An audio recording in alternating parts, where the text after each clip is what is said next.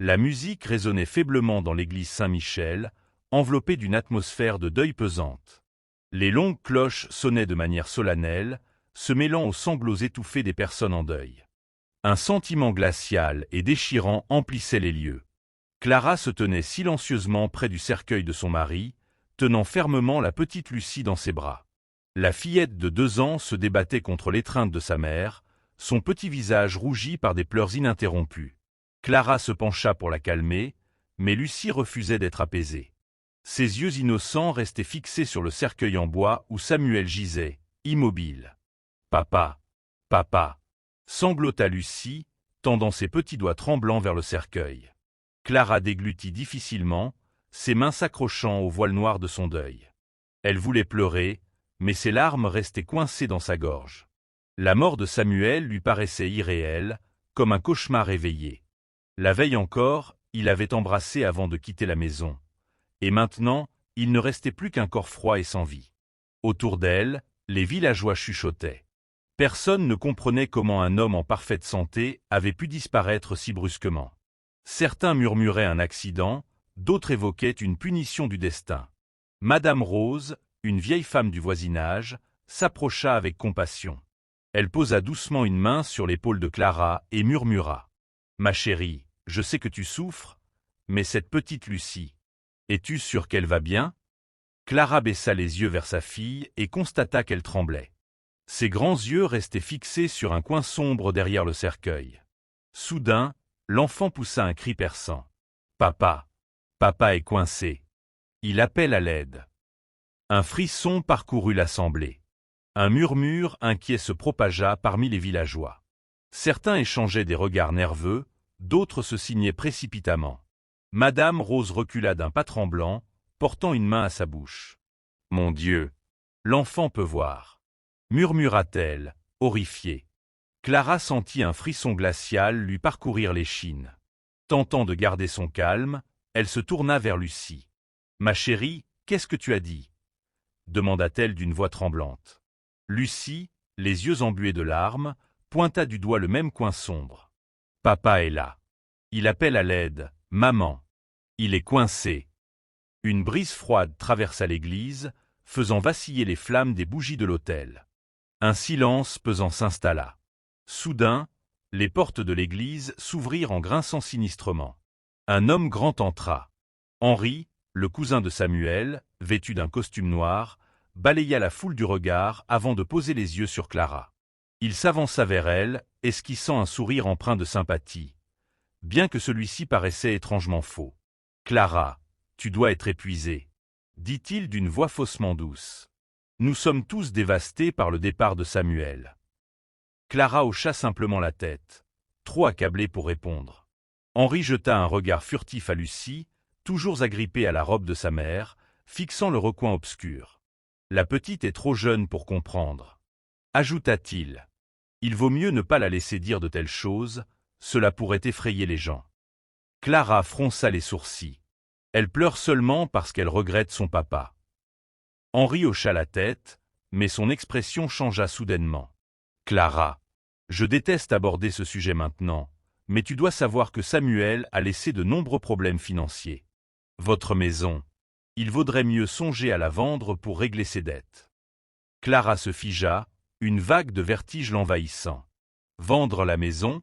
De quoi parles-tu » Henri poussa un long soupir, feignant la sollicitude. Samuel était un homme bon, mais il avait ses déboires. Je pense simplement à ce qui serait le mieux pour toi et Lucie.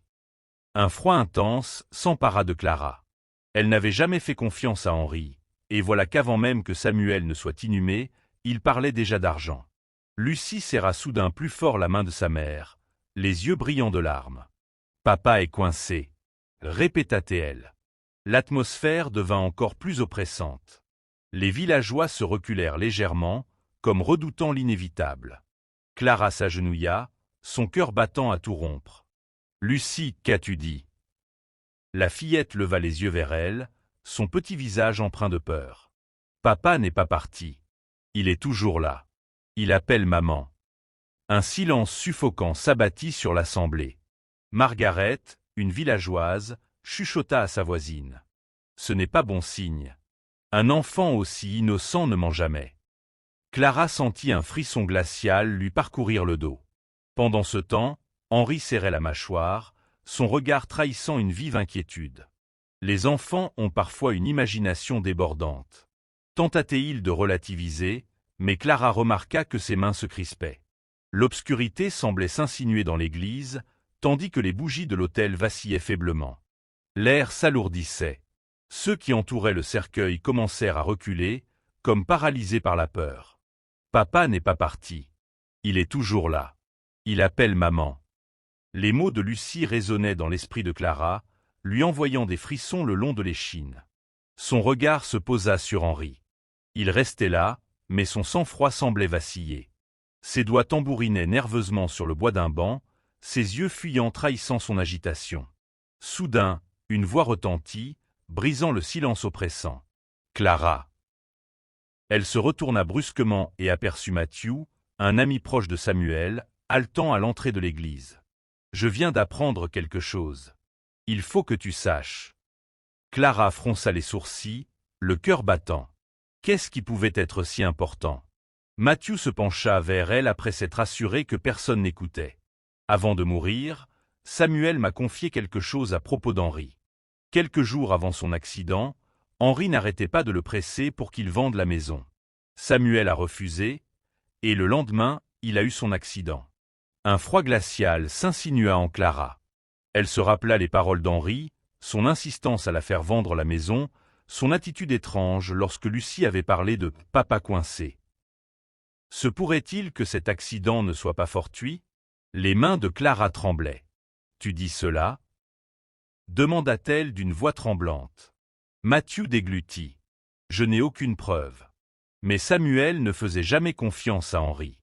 Il m'a dit que si quelque chose lui arrivait, il ne fallait se fier à personne. L'air sembla se faire rare pour Clara. Les pièces du puzzle s'assemblaient de manière terrifiante. Soudain, Lucie tira la manche de Clara, les yeux écarquillés. « Maman, papa pleure. » Un silence stupéfait s'abattit sur l'église. Madame Rose recula tandis que d'autres villageois échangeaient des regards empreints de terreur. « L'enfant le voit vraiment, » murmura quelqu'un. Le sang de Clara se glaça. Elle se tourna vers Lucie. « Que veux-tu dire ?» D'une voix audible, l'enfant désigna le cercueil. Papa pleure à l'intérieur. Le froid monta d'un cran. Puis un bruit sourd retentit dans le cercueil. Astérisque astérisque boum. Astérisque astérisque. Un autre son, plus insistant, fit frissonner l'assemblée. Les murmures se transformèrent en agitation, et Madame Rose tremblait en faisant le signe de croix. « Margaret !» s'exclama Clara. « Il faut l'ouvrir. » Alors qu'elle s'apprêtait à avancer, une voix autoritaire interrompit le tumulte. « Personne ne doit y toucher. » Tous se retournèrent. Henri se tenait à l'entrée de l'église, les yeux flamboyants de colère. « Ne laissez pas la superstition provoquer le chaos. »« C'est ridicule, » déclara-t-il d'un ton tranchant. Mais Clara ne parvenait pas à dissiper la terreur qui la saisissait. Autour d'elle, les villageois tremblaient, partagés entre peur et doute. Un nouveau astérisque astérisque boum astérisque astérisque retentit. L'angoisse monta d'un cran. Le visage de Clara pâlit, tandis qu'Henri serrait les poings. « Personne n'ouvrira ce cercueil », gronda-t-il, la voix chargée d'un avertissement menaçant. Ces mots ne firent qu'affermir la certitude de Clara. Il redoutait quelque chose. L'église Saint-Michel, habituellement silencieuse, semblait envahie par une peur aussi violente qu'une tempête. Les coups martelant le cercueil immobilisèrent l'assemblée. Les bougies vacillantes de l'autel projetaient des ombres tremblantes sur les murs de pierre froide. Le cœur de Clara battait la chamade. Elle fixait le cercueil en chêne, là où, comme l'avait raconté Lucie, Samuel pleurait. « Personne n'ouvre le cercueil », répétait encore et encore la voix d'Henri, aiguë et frénétique. « Calmez-vous », tenta de rassurer quelqu'un. « C'est simplement le vent, ou bien le bois qui se contracte sous l'effet des intempéries. » Mais personne ne semblait le croire. Madame Rose murmura, les yeux hantés. « Le bois, c'est du travail bien fait. Ça ne fait pas ce bruit. » C'est alors qu'un homme âgé, James, ami de longue date du père de Samuel, se leva et déclara d'une voix ferme. « Henri, Pourquoi as-tu peur d'ouvrir le cercueil, si tu n'as rien à cacher? Vérifions-le. Je n'ai peur de rien, s'écria Henri. Mais Clara remarqua que ses mains étaient serrées au point de blanchir ses jointures. Matthew s'avança, le regard aussi tranchant qu'une lame. Alors, ouvrons-le. Un nouveau coup retentit dans le cercueil. Des cris perçants jaillirent de plusieurs femmes du village, qui s'accrochèrent les unes aux autres. L'enterrement lugubre s'était mué en cauchemar. Lucie s'accrochait à la robe de sa mère, les larmes aux yeux. « Maman, papa t'appelle. » Clara, tremblante, sentit pourtant en elle une détermination brûlante. Elle leva les yeux vers Henri, son malaise se métamorphosant en une certitude troublante. « Que caches-tu, Henri » demanda-t-elle d'une voix rauque. Les yeux d'Henri s'écarquillèrent. « Es-tu folle, Clara ? Ouvrir un cercueil pour satisfaire les caprices d'un enfant. Ce sont juste des coups, juste le vent, hurla-t-il presque. Alors ouvrons-le pour prouver que tu as tort, intervint fermement Matthew. Le silence s'abattit sur l'église. Henri déglutit difficilement, le regard fixé sur le cercueil. Non, hurla-t-il d'une voix brisée. Personne ne doit y toucher. Mais ces protestations ne firent qu'accroître les soupçons. James s'avança, sa voix ancienne mais autoritaire. Henri, persiste dans ta résistance, et tu paraîtras encore plus suspect. Henri le fusilla du regard. La sueur perlait sur son front. Soudain, Lucie poussa un cri perçant. « Papa, papa, je suis là. » Le sol sembla trembler sous leurs pieds. Astérisque, astérisque, boum. Boum. Astérisque, astérisque. Les coups se faisaient plus forts. Bien trop intenses pour n'être qu'une illusion. Certains villageois paniquèrent et se précipitèrent vers la porte. D'autres restèrent figés, les yeux écarquillés d'horreur. Margaret agrippa son châle en murmurant. « Si quelque chose ne va pas, il faut vérifier immédiatement. » Madame Rose prit une profonde inspiration et déclara lentement. « Appelez le prêtre. S'il y a une âme en détresse, il saura peut-être la soulager. » La simple évocation du prêtre fit encore pâlir Henri. « Non, personne n'appelle personne. » aboya-t-il. Mais Clara, lassée des mensonges, se tourna vers Matthew. « Va chercher le père Manuel. » Immédiatement.